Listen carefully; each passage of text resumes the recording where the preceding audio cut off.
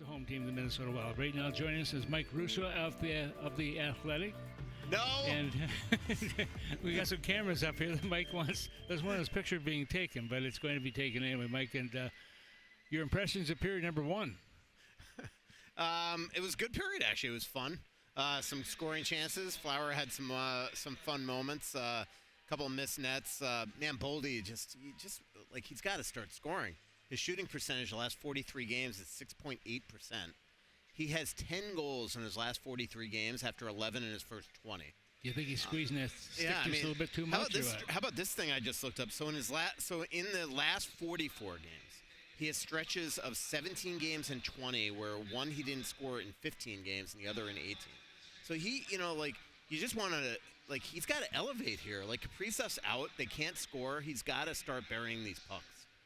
Yeah, we talk about Kaprizov being out, and of course, when you look at Brodin being out of the lineup, Joel Eriksson out of the lineup, that really puts a stymie, obviously, on the offensive ability of the Wild right now. Yeah. Somebody else has to pick it up, and Boldy has to be one of those guys. Yeah, Boldy has to be one, and all these guys. They just can't afford. I know it's not his job, but Foligno gets the puck in front of the net and he rushes it, and they just can't afford this. And it's just.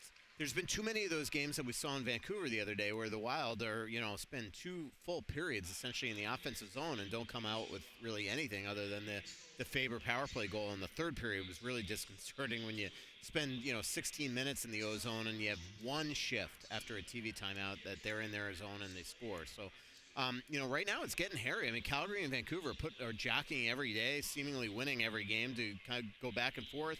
The Wild are now in the top wild card spot. You certainly don't want to fall to the 8th and have to play Winnipeg in the first round.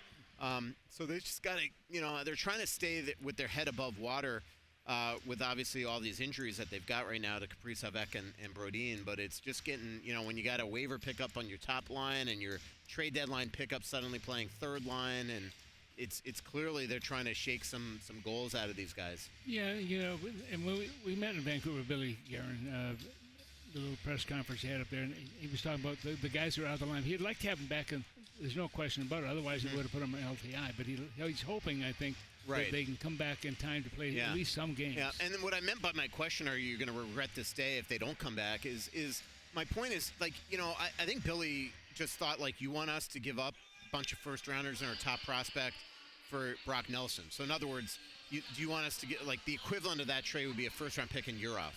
Obviously not. That's not what I'm saying. But you don't have to spend $9 million if you LTI. You could spend a 4th-round pick on Nico Sturm, a guy that could kill a penalty and win a draw. And that's the only thing is that I was saying is that there were guys out there that weren't big prices that could have helped, and they didn't do it. And so my point is, I get it's not a total science on when these guys are going to be back, but I think that one of these 3, if I had to guess, is going to be.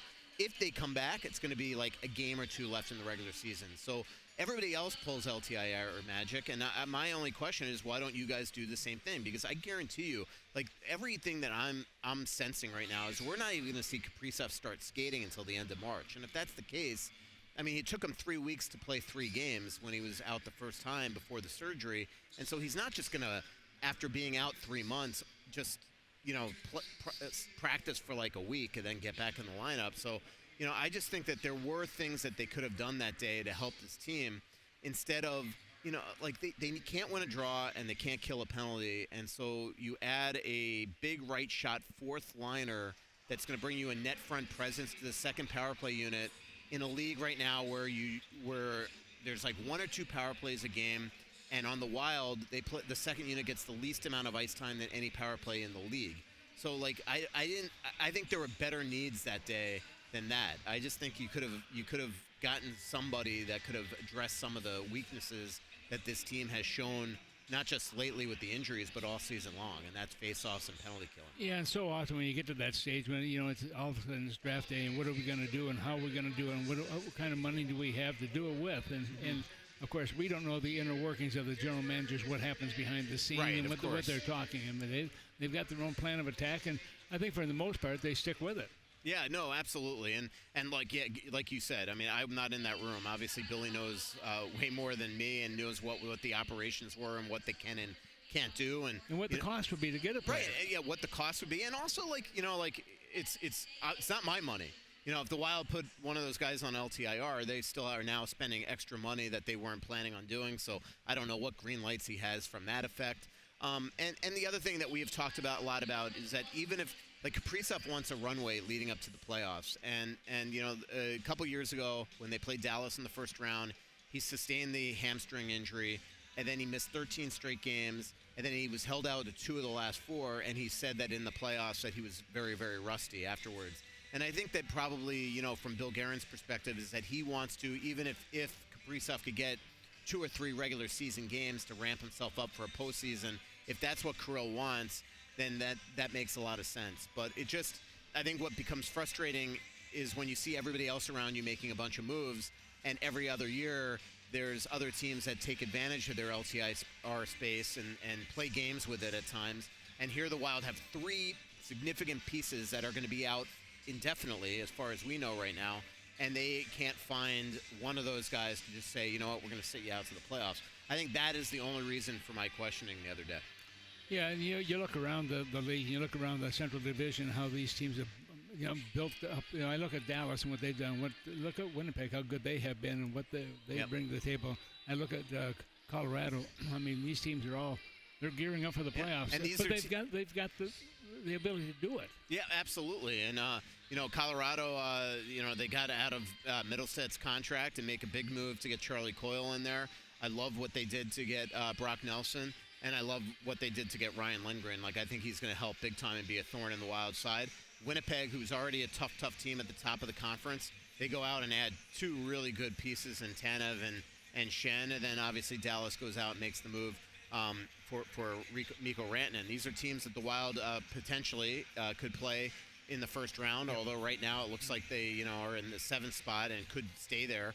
And if that's the case, that would be kind of fun for us selfishly to go play a different team for the, in the playoffs, see Vegas or Edmonton. Edmonton, I would love to see if the Wild could beat them in the first round because they play them so well usually. So we'll see. It just, to me, it was a tough day. And I get, like, the Wild had all these plans at the beginning of this year to accrue space, and the injuries just derailed everything and made things very tough. But it's hard when you're trying to, make that next step, and then you see the 3 teams in the Central right with you make those big moves. Well, stay tuned. That's all I can say. Yep. All right, Mike, thanks for being with us. Mike Russo of The Athletic, our guest here. Kevin, let's go back to you. Thank you, Michael, for joining us in the intermission. You'll get a gift certificate down to Tom.